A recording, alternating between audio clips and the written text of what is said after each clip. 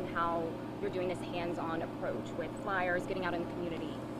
Well, let me start by saying this. We've had 4 homicides in our city in the last 6-7 days. So first let me say this, that our hearts go out to the families of the victims, right? That's my first priority, is that people are hurting. But we're hurting with them. The concerns that those family members have are the same concerns that the residents that live in these neighborhoods that we're walking through today, and it's the same concerns that our city has in our department. Everybody plays a role. I said before, and I'll say it over and over again, that the reduction of crime, public safety, is everyone's responsibility. We have to make a change and we have to make a difference. When I got in this morning, the first thing we talked about, we put everything else aside and we went over the last 4 homicides that we've had here in the last 6 or 7 days here in Newport News. I got a brief on each one and where we're at. I can tell you that it appears at this point that none of the 4 are related, that they're not connected, but we are having some reoccurrences in the same neighborhood, and that concerns me. So what the point is today is to interact with the citizens that live here in these neighborhoods. And not just the homicide unit, not just the homicide division, and not just the precinct captain, but every division in this department is going to be focused on reducing violent crime in our city. It's going to be focused on reassuring the citizens that live here, that work here, that their kids play here, that the police are here with them. We're going to protect them. We're going to keep them safe. We're going to hit bumps in the road. But we know that when those incidents happened, when those homicides occurred, that people were outside. They were here. But I also understand on the flip side that people are afraid. They live here. When we leave, they stay in these apartments, these locations, these residences. So we're going to go through that with them. We brought out today with us, we have members from the fire department, the Commonwealth Attorney's Office. We have 2 city councilmen that are here, both that represent this district. We have our police chaplains here, and officers, the command staff, and officers across the spectrum of our organization. That's for one message, that we're all united to reduce crime. Everybody's on the same page, that we're going to work together to make these neighborhoods safe and bring resolve to the families that lost loved ones, and work together to prevent that from happening again. And Chief, you've preached this method of policing since you've been here in your short time. Why is it so important for citizens to see you out here doing these types of events? Because I think it's easy to sit in an office and talk about what the crime statistics are and hope that something changes. Or the other way is to get out and interact and be a part of that solution. If I expect them to come forward and share information with us, then they should expect us to be in their neighborhoods, right? And I think that starts with me, that I set the tone. That we brought. I know it's hot. You know, I know it's not the most bearable, and I thank you guys for spending time out here and waiting on us a little bit to get organized. But this is the same weather that our officers, patrolmen, right, that patrol our city, that they get out and answer calls and respond to. It's the same weather that they handle traffic accidents. So we're going to be here. We're going to go through this with them. We're going to go through the healing process together, and we're going to work together. It's all about being trust and transparency. If they see us here, we're making the first step. We care about you. That's the message I want to send, that we're committed and that we care about you, and that we're going to solve the crimes that happen in this city. We're going to reduce violent crime in this city, but we can't do it alone. I have to have the citizens buy in. I have to have them to play a role, what they see and what they hear. I'm not asking them to walk outside and point to where the suspect is or stand out in front of media cameras and tell us what happened. But I am asking for them to pick up a telephone call, and make a call to us and let us know what the situation is. And the message today that the officers are passing out is contact information from our homicide division and our precincts to our officers, right? That the citizens, when you see something, to let us know. We'll respond to that. I would much rather respond to something that has nothing to do at all, that it's a false call. I would rather respond to that than to be here at 2 in the morning and stringing up any more crime scene tape in this neighborhood or across our city. So that's the message today, that we're supportive, we're going to work through this thing together, and that this whole department is committed to reduce violent crime in this city, and we're asking our citizens to help us do that. Is this kind of method of going into some of these more trouble-ridden neighborhoods and getting information that some other police departments regularly do across the Hampton Roads region, have you found success in that in your past workings in the police force?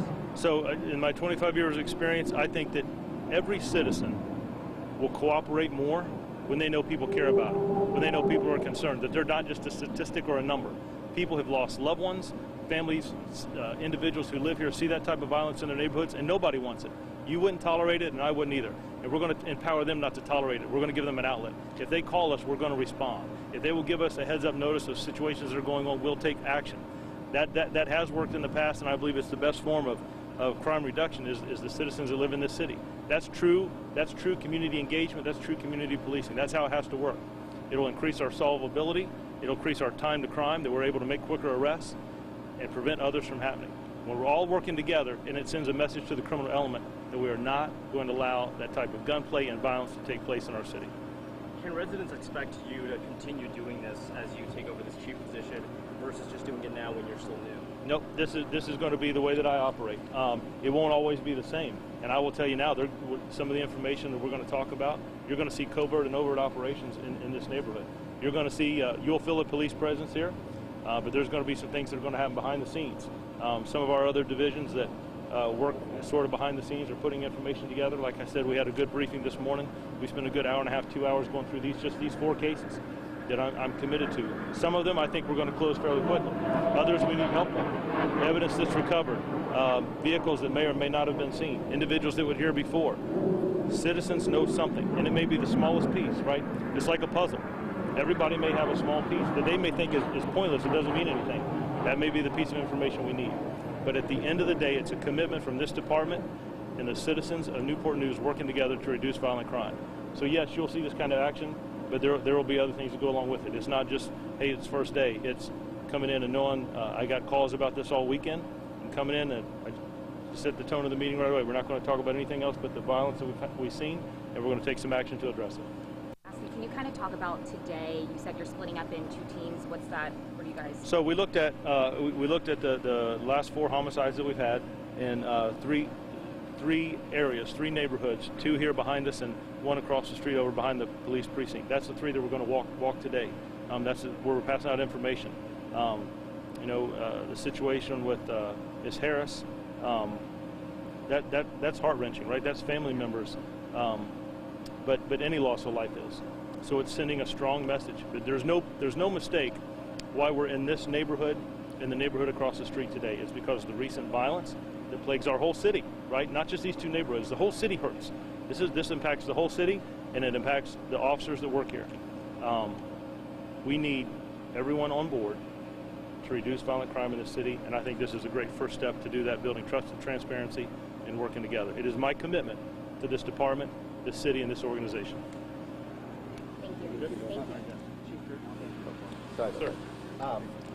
So what about the broader trend in homicides beyond these 4? Because there's been 16 this year? 15. 15 homicides this year, and we've cleared 3. That's Yeah. well below the national average. We are going to put some things in place. We did have some conversations on a broader scale, but not as in-depth as I wanted to hit these 4 that have just occurred. We're going to be bringing back some things here. We're going to be creating our crime intel meeting where we're going to talk specifically about those incidents. We're going to be bringing back our ComStat or focus target presentations.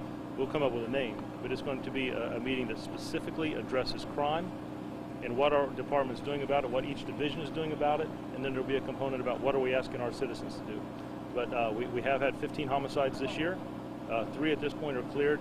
There are 3 or 4 that we have strong leads in that I'm confident in, but there are others that we need help.